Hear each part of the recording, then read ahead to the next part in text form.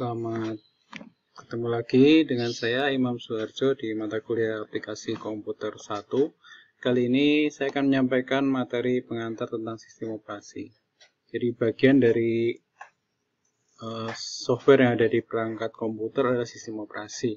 Selain itu nanti ada aplikasi. Nah, kita bahas ke sistem operasi dulu. Apa itu sistem operasi? Jadi sistem operasi itu ketika kita mau melakukan menggunakan komputer itu kan kita membutuhkan perangkat dasar yang kita gunakan untuk supaya komputer itu bisa berjalan. Nah, perangkat dasar ini yang kita biasa sebut dengan sistem operasi atau bahasanya diinstal gitu ya. Jadi kalau beli komputer kosongan itu belum ada sistemnya. Nah, kita harus pasang namanya sistem operasi dulu supaya komputernya bisa berjalan. Jadi sistem operasi di sini mempunyai peran di sini. Jadi menjembatani antara hardware dengan aplikasi. Jadi ada sistem operasi, terus nanti aplikasi ini digunakan oleh user. Nah, operating system ini adalah tadi sistem yang bertindak sebagai perantara gitu ya, sebagai aplikasi yang menjembatani hardware yang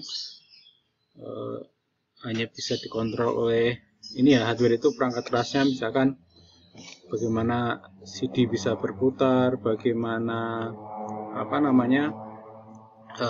layar bisa mengeluarkan tulisan, gambar dan sebagainya. Nah, itu kita kontrol dengan sistem operasi ini.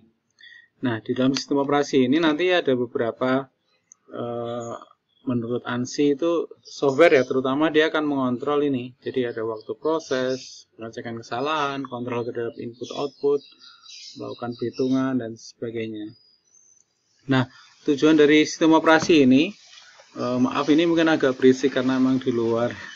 Jadi sistem operasi ini memiliki tujuan supaya ini ya, sistemnya bisa bekerja secara efisien. Yang kedua, dia mudah. Yang ketiga, dia memiliki kemampuan untuk berevolusi. Jadi sistem operasi ini bukan sebuah sistem yang dia berhenti begitu saja, tapi selalu berevolusi, berganti-ganti. Misalkan kalau sekarang mungkin Windows kan 10 ya, sebelumnya ada Windows 7, ada Windows 8, itu adalah evolusi. Oke, tadi ini sistem operasi tadi terkait dengan bagaimana seorang end user itu sebenarnya dia tidak perlu terlalu detail tahu gitu ya bagaimana proses yang ada di dalamnya, dalam komputer. Dia cukup klik saja. Nah, nanti komputer akan melakukan eksekusi. Nah, ini ada beberapa layanan sistem operasi. Yang pertama adalah user interface, yang kedua adalah eksekusi program, I/O operation, dan juga manipulasi dari file. Manipulasi di sini tadi bukan manipulasi dalam istilah jelek, bukan, tapi bagaimana sebuah sistem ini bisa dipakai untuk ini ya, bisa diakses, mempunyai file system ya, itu ya, bisa digunakan dengan lebih mudah, itu maksudnya manipulasi. Layanan sistem operasi diantaranya ini, antaranya misalkan ada error detection, komunikasi dengan network communication, resource sharing, dan juga accounting system. Nah, ini sejarah komputer. Untuk kita tahu bagaimana sistem operasi, yang kita perlu tahu juga sejarah komputer dari zaman Perang Dunia Kedua, terus juga bagaimana keyboard. Nanti bisa dibaca sendiri. Kami mengambilnya dari computerhistory.org. Nanti kita bisa lihat timeline dari mulai tahun berapa sampai dengan yang terbaru. Di sini kita bisa lihat historical dari komputer itu.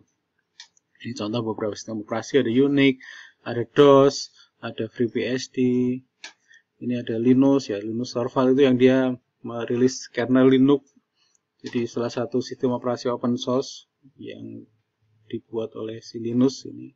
Linux Torvald, dia seorang mahasiswa dari Finlandia. Terus ada juga Windows XP.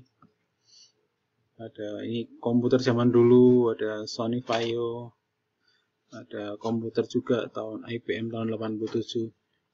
Nah, terus juga teman-teman juga perlu paham juga ini generasi-generasi, meskipun bagian dari sejarah, tapi teman-teman juga perlu tahu kapan generasi pertama tahun 45, komputer bisa apa saja, generasi kedua, sampai sekarang masuk ke generasi yang kelima, di mana sudah menggunakan namanya large scale integration. Jadi banyak komponen itu ditanam dalam satu keping prosesor ya. Prosesor itu memiliki jutaan komponen kecil yang terintegrasi menjadi satu. Kalau dulu waktu zaman generasi pertama itu untuk membangun sebuah komputer itu mungkin memerlukan satu rumah gitu ya. Tapi kemampuannya juga tidak secepat sekarang. Nah, sekarang dengan kemampuan komputer yang besar hanya dengan memiliki prosesor yang kecil gitu ya. Jadi prosesornya kecil tapi kemampuannya sangat luar biasa. Jadi semakin lama semakin kecil dan sederhana gitu ya untuk fisiknya. Tapi di dalamnya sebenarnya kompleks. Oke, ini beberapa contoh jenis sistem operasi. Ada yang sifatnya closed source, ada yang open source. Closed source itu adalah berbayar. Jadi closed source itu adalah kodenya tertutup. Nah, pada umumnya closed source ini berbayar. Nah, ada juga yang free dan open source. Open source dan free tadi seperti Linux tadi, itu adalah sebuah software, baik sistem operasi ataupun aplikasi yang dia kodenya terbuka. Orang bisa bebas memodifikasi, mengembangkan. Terus ini beberapa platform dari sistem operasi. Nah, sistem operasi itu tidak hanya untuk komputer, tidak hanya untuk laptop saja, tapi sistem operasi itu bekerja di banyak platform, diantaranya desktop, ada server, ada cloud, ada mobile, ya, termasuk ada phone, tablet, termasuk ada perangkat IoT, dan juga sistem yang virtualisasi. Nah, ini beberapa timeline dari Windows yang misalkan mulai dari Windows 10, 20 sampai dengan Windows 10. Ini juga timeline untuk Linux, sebagian saja dari kapan Linux Torvald itu merilis kodenya sampai dengan ini 2011 dan sampai sekarang sebenarnya masih ada timelinenya, cuman tidak muncul di sini.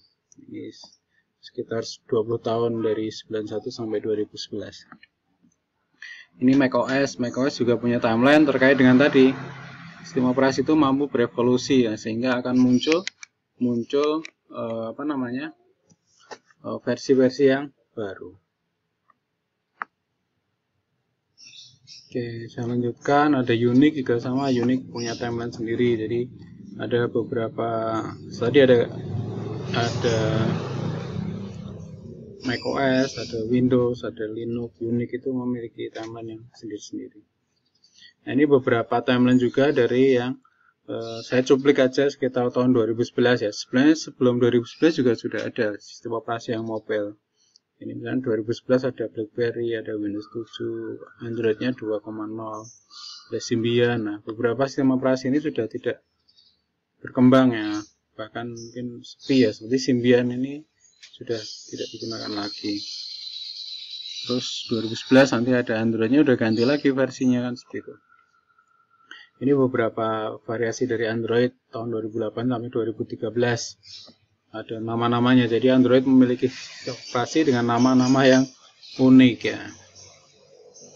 Nah, ini juga market share, tapi ini data agak lama 2016, bagaimana sistem operasi mobile itu dimiliki oleh pengguna ya. Ini 2016 ada Android, iOS, Windows Phone. Nah, ini yang data sampai dengan 2019, ini bisa dilihat memang paling banyak adalah penggunanya di Android kalau Indonesia ya. Setelah itu yang ini ya, iOS. Yang lainnya kecil. Ini juga tren lain, data lain, ini kalau ini dari seluruh dunia tahun 2012 seperti ini kondisinya Android, iOS, ada Symbian, Samsung. Nah, kita lihat 2020, nah, pemainnya hanya tinggal 2 yang besar, 71% Android dan 28,2% ya iOS. Yang lain kecil-kecil. Oke, itu ya sekilas tentang perkembangan dari sistem operasi. Nanti bisa disimak materi dan modulnya untuk bisa dipelajari. Ada kuis yang bisa dicoba untuk dikerjakan. Oke, selamat beraktivitas dan sukses buat teman-teman semuanya. Assalamualaikum warahmatullahi wabarakatuh.